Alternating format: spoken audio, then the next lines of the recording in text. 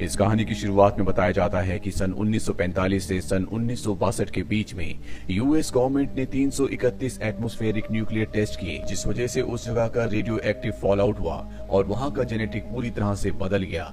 लेकिन US government इस बात को एक्सेप्ट करने से मना करती है कि ऐसा उस जगह पर कुछ हुआ था। इसी भीड़ जगह पर हमें कुछ वैज्ञानिकों को दिखाया जाता है जो वहां पर कुछ टेस्ट कर रहे होते हैं। उन्होंने पूरी तरह से अपने आप को कवर किया होता है क्योंकि उन्हें पता है कि ये जगह रेडियो एक्टिव है और तभी कुछ म्यूटेंट्स उनके ऊपर हमला करके उन्हें मार देते हैं। यूएस गवर्नमेंट इसके बाद भी कई सारे न्यूक्लियर टेस्ट करती है और जिस वजह से इस जगह का जेनेटिक पूरी तरह से बदल जाता है और जो नए बच्चे पैदा होते हैं उन पर भी इसका असर होता है। वहीं इसी भीड़ में हमें एक गैस स्टेशन को दिखाया जाता है जहां पर गैस स्टेशन अटेंडेंट जब सो रहा होता है तभी उसे अजीब सी आवाज आती है। इस आवाज को सुनने के बाद वो उठ जाता है और अपनी गन लेकर बाहर निकलकर रूबी को आवाज देना शुरू कर देता है, लेकिन उसकी आवाज का कोई भी रिप्लाई नहीं मिलता। और जब वो वापस आता है तो देखता है कि दरवाजे के पास एक बैग है। जिस बैग को देखने के बाद वो कहता है कि अब मैं तुम्हारी मदद नहीं कर सकता और वो बैग को लेकर अंदर चला जाता है। उस बैग के अंदर बहुत ही बेशकीमती चीजें होती है, साथ ही एक बॉक्स होता है जिसमें एक ह्यूमन पार्ट भी होता है। यहाँ पर जब वो सब कुछ देख रहा होता है तभी उसके पीछे से एक परछाई निकलती है, जिसका मतलब ये है कि उसके आसपास कोई ना कोई है जिसे वो पहले से जानता है और अब वो उसकी मदद नहीं करना चाहता। गैस स्टेशन पर एक फैमिली आती है जिसमें बॉब, उसकी पत्नी ईथल और उसकी 2 बड़ी बेटियां और एक बेटा होता है। उसकी बड़ी बेटी का नाम लिन है जो अपने पति डॉग और अपने बच्चे के साथ इनके साथ सफर पर निकली है। साथ ही इनके पास 2 डॉग्स भी होते हैं जो जर्मन शेफर्ड है। अपनी गाड़ी में फ्यूल को फुल करने के बाद जब यहाँ से निकल रहे होते हैं तभी गैस अटेंडेंट इनके पास आता है और वो कहता है कि जहाँ तुम जाना चाहते हो वहाँ के लिए एक शॉर्टकट रास्ता है और वो इन्हें सेंटियागो का शॉर्टकट रास्ता बताता है। ये अपनी गाड़ी लेकर उसी शॉर्टकट रास्ते से निकल पड़ते हैं और तभी रास्ते में अपने आप ही स्पाइक्स ऊपर आ जाते हैं जिससे इनकी गाड़ी पंचर हो जाती है, जिस वजह से गाड़ी का बैलेंस बिगड़ जाता है और वो एक जगह से टकरा जाती है। ये सब के सब गाड़ी से नीचे आते हैं और इनके पास जो डॉग्स होते हैं जो जर्मन शेफर्ड है वो इस जगह से भाग जाते हैं। बॉब का बेटा उन्हें लेने के लिए निकल पड़ता है। बॉब को यहाँ पर लगता है कि गाड़ी इसलिए पंचर हुई है क्योंकि यहाँ का टेम्परेचर बहुत ज्यादा है। ये देखते हैं कि दूर दूर बिहार तक यहाँ पर किसी के आने की कोई भी उम्मीद नहीं है, इसीलिए बॉब तय करता है कि वो खुद यहाँ से वापस गैस स्टेशन जाएगा ताकि वहाँ से मदद लेकर यहाँ पर आ सके। वहीं बॉब के बेटे को दिखाया जाता है जो अपने डॉग्स को लेकर वापस आ रहा होता है और तभी चट्टान के ऊपर हमें एक साये को दिखाया जाता है जो उन्हें देख रहा है, यानी कि इनके अलावा भी यहाँ पर कोई है जो इन पर नजर रख रहा है। अब वो डॉग्स को लेकर वापस आ जाता है। वहीं बॉब डक से कहता है कि हम दोनों अलग अलग डायरेक्शंस में जाएंगे और जिसे भी मदद मिलेगी वो मदद लेकर वापस आएगा। वो डक को एक गन भी देना चाहता है लेकिन डक मना कर देता है, इसीलिए वो गन अपने बेटे बॉबी को दे देता है और अभी दोनों के दोनों अलग अलग डायरेक्शंस में निकल पड़ते हैं। वहीं बॉब की बेटी को दिखाया जाता है जब वो ट्रेलर का दरवाजा खोलती है तो एक बार फिर से इनका डॉग जर्मन शेफर्ड यहाँ से भाग जाता है। बॉबी उसे लेने के लिए जाता है पर जब वो आगे जाता है तो देखता है कि उनके डॉग को किसी ने मार दिया है। वो देख कर डर जाता है और वहाँ से भागने की कोशिश करता है और इसी कोशिश में ऊपर चट्टान से वो नीचे गिर जाता है, जिसके बाद वो बेहोश हो जाता है और तभी उसके पास एक म्यूटेंट लड़की आती है जिसका नाम रूबी है। वो बहुत ज्यादा डरी हुई होती है। दरअसल वो उसे नुकसान नहीं पहुंचाना चाहती बल्कि उसका भाई जो ऊपर चट्टान पर बैठा होता है जिसका नाम गॉगल है जो कि एक म्यूटेंट है, वो उससे बचाना चाहती है। वहीं डक को दिखाया जाता है जो एक ऐसी जगह पहुंच जाता है जहां पर बहुत सारी गाड़ियां होती है, लेकिन ये सारी की सारी गाड़ियां खराब है, इनमें से एक भी चलने लायक नहीं है। उसे कुछ समझ नहीं आता कि इस भीड़ जगह पर इतनी सारी गाड़ियां कैसे आई और ये सब की सब खराब कैसे हैं।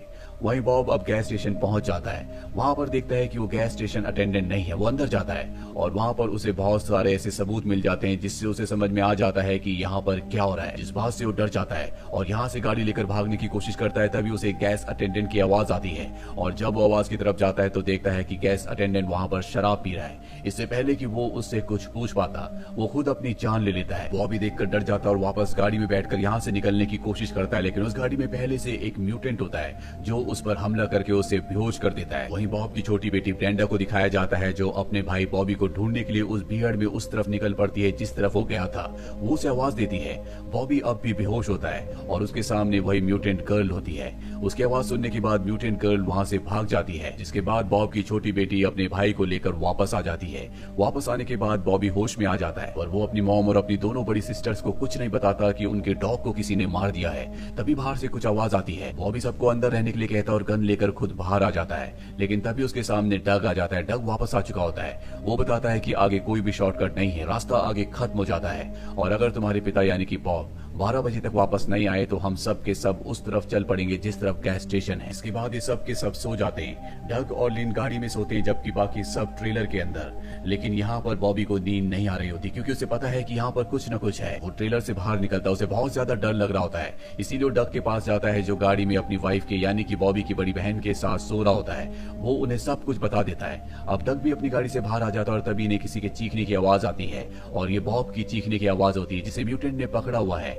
म्यूटेंट बॉब को मार देता है। बॉबी को अपने पिता की मौत से बहुत दुख होता है। वहीं ट्रेलर के अंदर से किसी के चीखने की आवाज आती है और जब लिन अंदर जाती है तो वहां पर एक म्यूटेंट होता है जिसके हाथ में उसका बच्चा होता है। साथ ही वो ब्रेंडा को भी मारने की कोशिश कर रहा होता है और अब वो उसके बच्चे पर गन पॉइंट करके उसके साथ जबरदस्ती करना चाहता है। लेकिन तभी पीछे से लिन और ब्रेंडा की मॉम आ जाती है जो उस म्यूटेंट के ऊपर हमला करने वाली होती है कि वो उसे शूट करके मार देते हैं। और अब गोली की आवाज सुनकर डग और बॉबी भी ट्रेलर की तरफ भागते हैं। वही म्यूटेंट अब ब्रेंडा को भी मारने वाला होता है लेकिन तभी लिन उसके पैर में एक स्क्रू से हमला करती है जिसके बाद वो लिन को भी मार देता है। अब म्यूटेंट देखते हैं कि यहाँ पर बॉबी और डग आ रहे हैं, इसीलिए वो यहाँ से निकल जाते हैं। डग देखता है कि उन म्यूटेंट्स ने उसकी पत्नी को मार दिया, साथ ही उसका बच्चा भी यहाँ पर नहीं होता जिसे म्यूटेंट्स अपने साथ ले गए होते हैं। बॉबी अपनी मॉम, डैड और बड़ी सिस्टर की मौत से पूरी तरह से अपना आपा खो देता है। वो गन लेकर ट्रेलर से बाहर निकलने की कोशिश कर रहा होता है लेकिन डग उसे रोक लेता है और तभी इन्हें बाहर से कुछ आवाज आती है और जब ये बाहर जाते हैं तो इनका जो एक जर्मन शेफर्ड होता है वो वहाँ पर एक वॉकी टॉकी लेकर आया होता है और ये वॉकी टॉकी उसी म्यूटेंट का है जिसका नाम गॉगल है। उसने गॉगल के ऊपर हमला किया था जिसके बाद वो उसका वॉकी टॉकी यहाँ पर ले आया।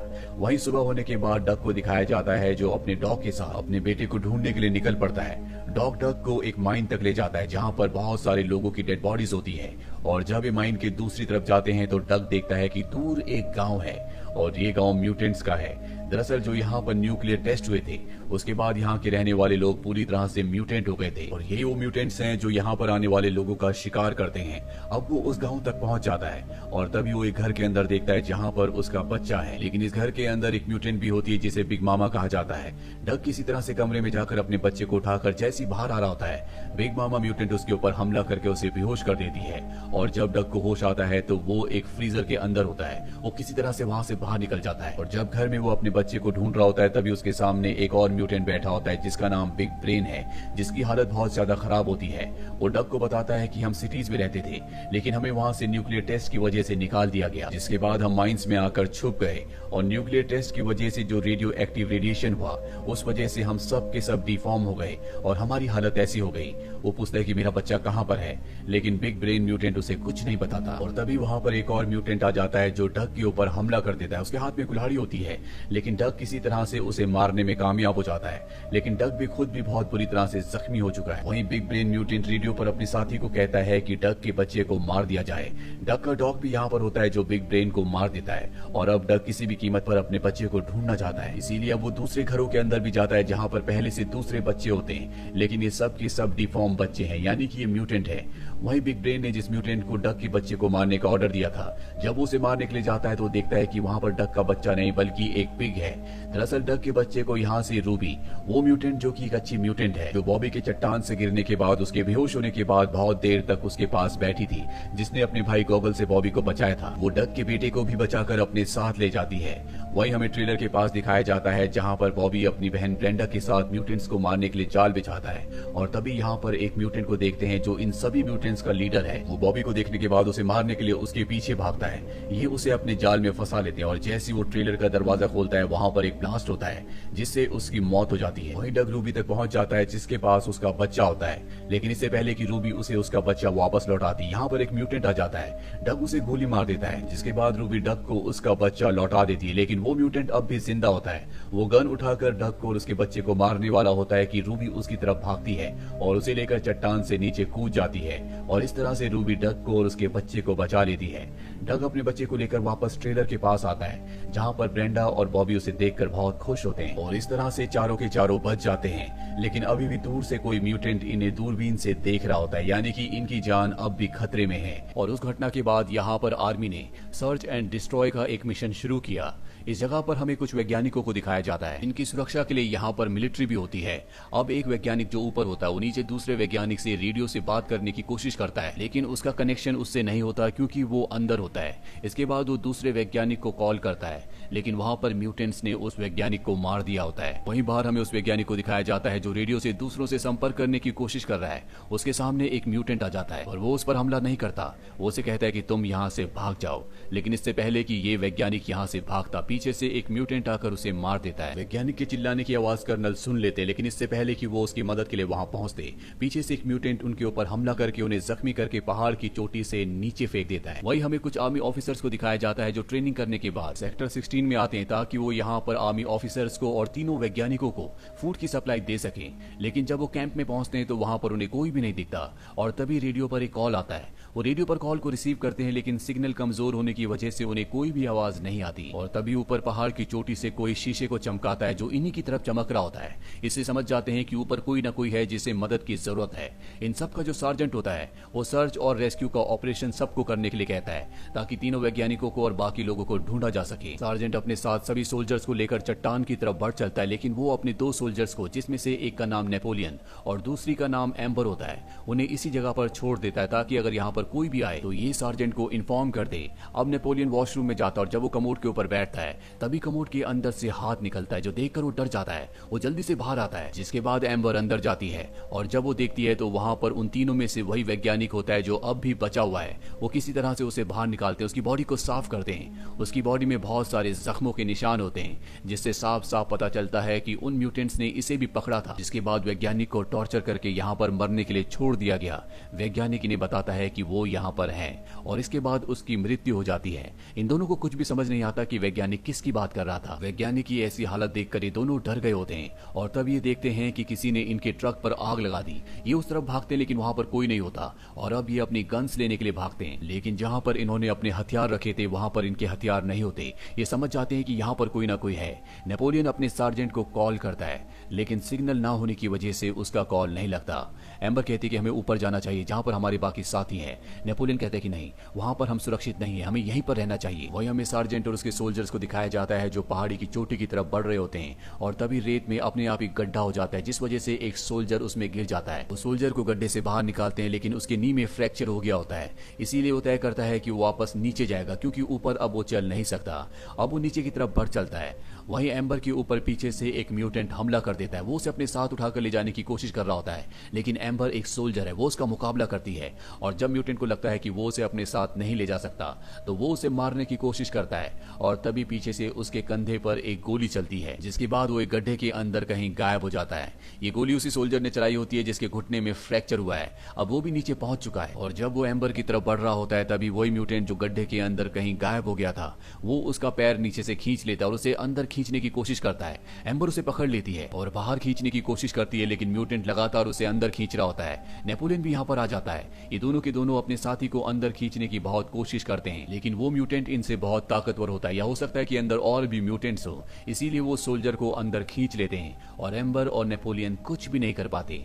वहीं बाकी सोल्जर्स को दिखाया जाता है जो चट्टान यानी कि पहाड़ की चोटी पर पहुंच जाते हैं। वहां पर उन्हें दूसरे वैज्ञानिक की डेड बॉडी मिलती है। वो समझ जाते हैं कि यहाँ पर कुछ ना कुछ गड़बड़ है, इसीलिए सबके सब अपनी गन्स निकालकर यहाँ पर उन्हें ढूंढना शुरू कर देते हैं जिसने वैज्ञानिक को मारा है। और तभी एक म्यूटेंट इनके एक सोल्जर के ऊपर हमला कर देता है। सोल्जर उस पर गोलियां चलाता है, लेकिन म्यूटेंट यहाँ से भाग जाता है और जब म्यूटेंट भाग रहा होता है तो गोली म्यूटेंट को नहीं बल्कि इन्हीं के सार्जेंट को लग जाती है, जिससे उसकी मृत्यु हो जाती है। अब इन सब ने भी यहाँ पर म्यूटेंट्स को देख लिया है। ये समझ जाते हैं कि यहाँ पर बहुत खतरा है। एम्बर और नेपोलियन भी यहाँ पर पहुंच जाते हैं जो सबको बताते हैं कि जिस सोल्जर के पैर में फ्रैक्चर हुआ था उसे म्यूटेंट अपने साथ खींचकर अंदर ले गए। साथ ही एक वैज्ञानिक की डेड बॉडी इन्हें नीचे मिली है। अब ये सब तय करते हैं कि वापस कैंप में जाएंगे, लेकिन ये सार्जेंट की बॉडी को भी अपने साथ ले जाना चाहते हैं। इसीलिए जिस सोल्जर की गोली से सार्जेंट की मृत्यु हुई थी वो अपने आप को और सार्जेंट को रस्सी से बांधकर ऊपर पहाड़ से नीचे उतरने की कोशिश करता है। वो धीरे धीरे नीचे जा रहा होता है, बाकी सब ने ऊपर से रस्सी पकड़ी हुई होती है और तभी रस्सी अपने आप टूट जाती है, जिस वजह से उस सोल्जर की भी मृत्यु हो जाती है। और जब ये रस्सी को ऊपर खींचते और देखते हैं तो रस्सी टूटी नहीं होती, बल्कि रस्सी को किसी ने काटा होता है। और ये भी उन्हीं म्यूटेंट्स का काम है। अब इन्हें समझ में आ जाता है कि म्यूटेंट्स एक एक करके इन्हें अपना शिकार बना रहे हैं, इसीलिए बड़ी सावधानी से ऊपर पहाड़ से नीचे उतरना शुरू करते हैं। और जब ये लगभग नीचे पहुंच चुके होते हैं तभी इन्हें वहां पर कर्नल दिखते हैं, जो पूरी तरह से जख्मी है, जो अपनी जिंदगी की आखिरी सांसें ले रहे हैं। ये कर्नल से पूछते हैं कि हम यहाँ से बाहर कैसे निकल सकते हैं। कर्नल उन्हें बताता है कि यहाँ से निकलने का सिर्फ एक ही रास्ता है और वो जमीन के नीचे बनी सुरंगों से है। उसी जगह से यहाँ से बाहर निकला जा सकता है। लेकिन वो म्यूटेंट्स बहुत खतरनाक है, वो किसी को भी नहीं छोड़ेंगे। लेकिन वो लड़कियों को नहीं मारते, बल्कि अपने साथ पकड़ कर ले जाते हैं ताकि लड़कियां उनके लिए बच्चे पैदा कर सके। ये कर्नल से पूछते हैं कि उनसे कैसे बचा जा सकता है। कर्नल कहता है सिंपल, और इसके बाद वो खुद अपनी जान ले लेता है। दरअसल कर्नल बहुत ज्यादा जख्मी होने के साथ डरा भी हुआ होता है और अब इन्हें कुछ समझ नहीं आता कि इन्हें क्या करना चाहिए, क्योंकि जमीन के अंदर जो सुरंगें हैं उनके अंदर वो म्यूटेंट्स हैं। वहां से बचकर जाना बहुत मुश्किल है और यहाँ से निकलने का कोई भी रास्ता नहीं है, क्योंकि इनकी गाड़ी जला दी गई है। और अब ये चारों के चारों सोल्जर्स म्यूटेंट्स को मारने के लिए एक प्लान बनाते हैं। ये एम्बर और उसके साथ जो दूसरी फीमेल सोल्जर होती है उन दोनों को बिठा देते हैं। और तभी एक म्यूटेंट आता है और जैसी म्यूटेंट उनके पास आने की कोशिश करता है, सभी सोल्जर्स उस पर गोलियां चलाकर उसे मार देते हैं। लेकिन जैसे ही इनका ध्यान थोड़ा सा उनसे हटता है, एम्बर के साथ जो दूसरी सोल्जर होती है उसे म्यूटेंट उठाकर अपने साथ ले जाता है। ये उस म्यूटेंट का पीछा करते हुए उस माइन तक पहुंच जाते हैं जिसके अंदर वो म्यूटेंट उस लड़की को लेकर गया था। और अब ये सब के सब तय करते हैं कि ये उसका पीछा करने के लिए इस सुरंग के इस माइन के अंदर जाएंगे।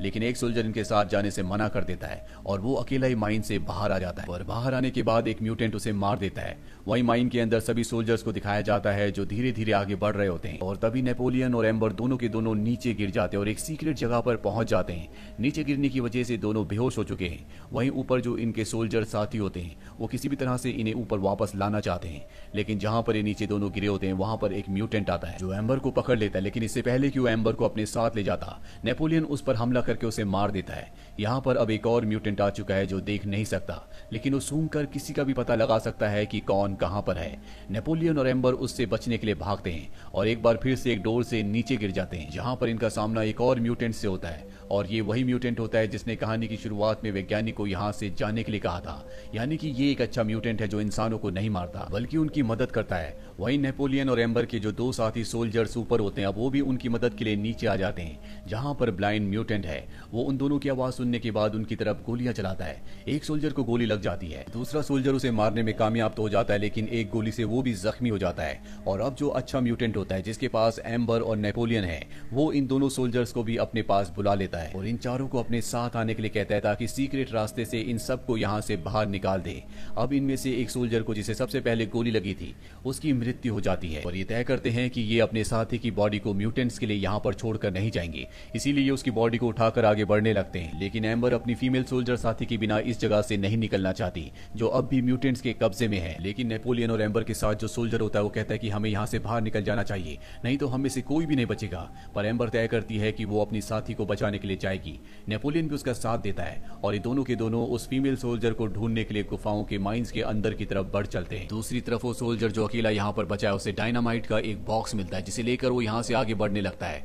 लेकिन ये म्यूटेंट्स का एक ट्रैप होता है। दरअसल उस बॉक्स में एक वायर लगी होती है और जैसे वो बॉक्स को लेकर आगे बढ़ता है वायर अपने आप ही खींच जाता है, जिससे वहां पर एक ब्लास्ट होता है और उस सोल्जर की मृत्यु हो जाती है। वहीं नेपोलियन और एम्बर उस जगह तक पहुंच जाते हैं जहां पर म्यूटेंट्स ने इनकी फीमेल सोल्जर साथी को बांध कर रखा होता है। ये उसे आजाद कर देते हैं, पर इससे पहले कि ये तीनों के तीनों यहाँ से निकलते, म्यूटेंट्स का जो लीडर होता है वो यहाँ पर आ जाता है। वो इनके ऊपर हमला कर देता है, लेकिन ये तीनों बड़ी बहादुरी से उसका मुकाबला करते हुए उसे मार देते हैं, जिसके बाद ये माइन से अपनी जान बचाकर बाहर निकल जाते हैं। और तभी हमें एक म्यूटेंट का हाथ दिखाया जाता है जो इन तीनों को देख रहा होता है, यानी कि अब भी ये पूरी तरह से सुरक्षित नहीं है। और इसी के साथ ये कहानी यहीं पर खत्म हो जाती है। उम्मीद करते हैं कि ये कहानी आपको पसंद आई होगी।